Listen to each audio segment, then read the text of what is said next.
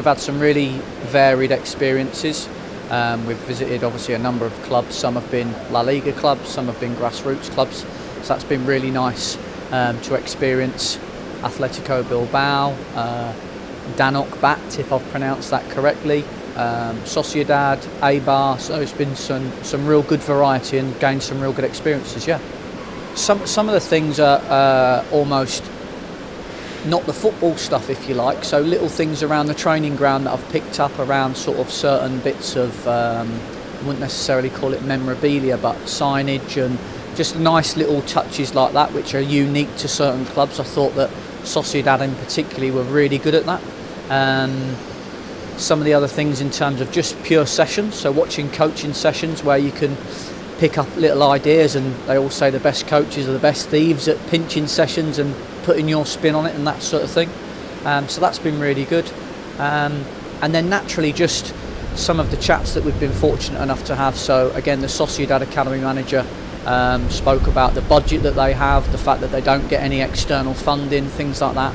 So I found that interesting, and a couple of things around his performance targets which would differ to mine in the same role, obviously at a smaller club in the UK. But I found that really interesting as well. So there's been some really good bits, in addition to seeing some really nice stadiums and some really nice training grounds, and seeing just players, how they interact with staff and the planning and preparation that goes into session design and things like that. The sort of the three main clubs, if you like, pro clubs that we spoke about, there was very much a community feel, going into local schools, having feeder clubs, working with the local community to get players in, and the importance that they put on that was really evident, especially with some of those clubs not starting their academies until perhaps under 11, under 13 even. So making sure that was a key emphasis for their club, I thought was quite interesting. Obviously something at our club is we try and recruit and look after and have a real duty of care for the players that we have, in terms of really trying to look after them and buy into what we're doing, and them have a belief in that as a parent, if they put their trust in us, that we'll look after their child and give them a good development plan and a games programme and a pathway, etc.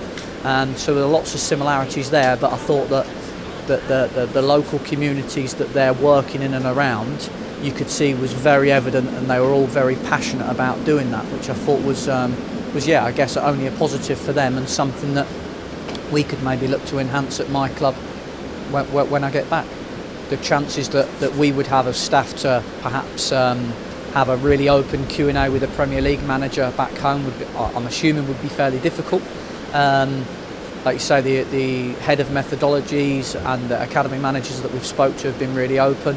Even to when I sort of touched upon a question around finance, I was thinking whether it would come across as rude and whether I'm delving in a bit too private, but he was very open about their expenditure and their revenue and annual sort of budgets and things like that. So that was really good as well. So yeah, I mean, valuable sort of information really, which you can try and take. Obviously, for what might be beneficial for me might be slightly different to some of the other staff in the room. But for me, I found it really beneficial. So it's great. The Danok Bat grassroots club, I really felt that they had a sense of community.